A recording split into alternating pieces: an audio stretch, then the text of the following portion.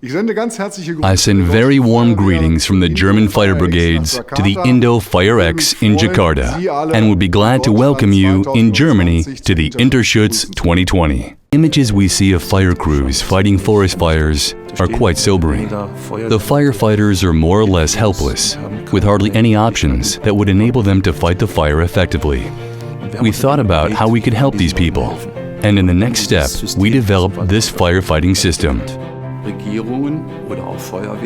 Governments or fire departments, which pioneer this technological innovation, have a wonderful opportunity to set global standards. When a forest burns, we lose an influence factor on a healthy climate. Secondly, we are losing an economic asset. And thirdly, people are losing their homes.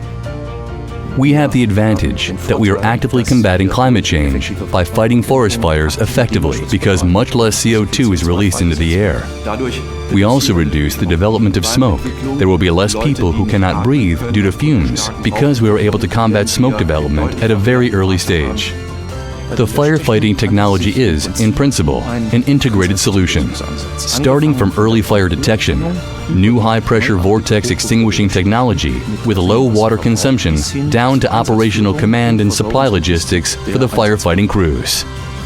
We at Protectus Mundi would like to provide our partners, the firefighters, with a roadmap for the future, which they can use to fight fires, so that they do not have to stand there in the end being forced to retreat from the fire.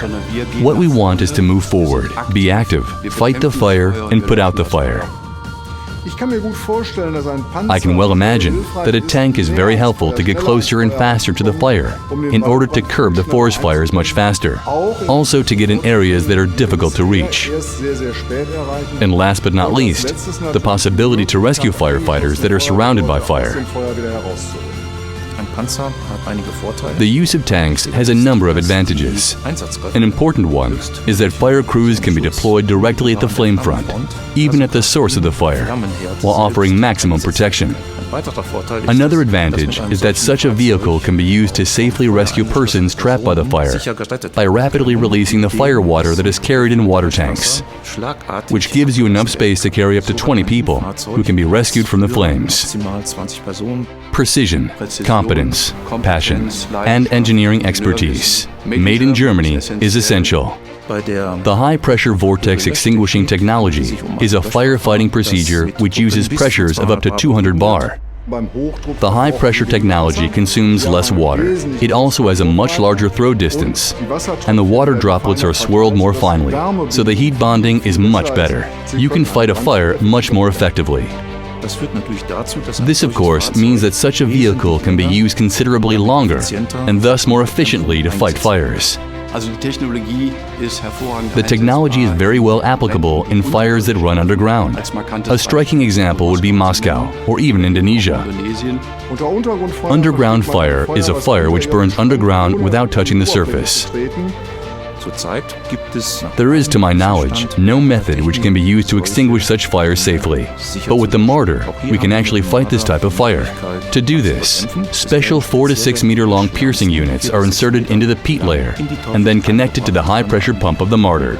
Next, a fire extinguishing mist is applied to the burning peat layer to extinguish the fire within a radius of 4 to 6 meters from the piercing unit.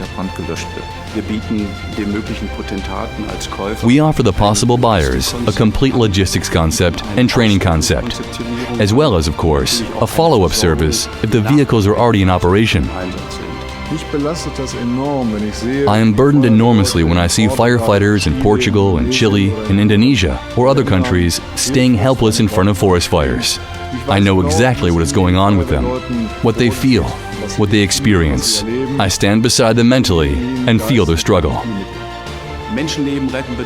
Saving lives means to evacuate people from dangerous situations or fires, and of course, to protect firefighters.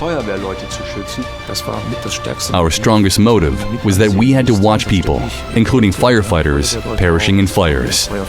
And I think, if you use such a system and save only one person, then half the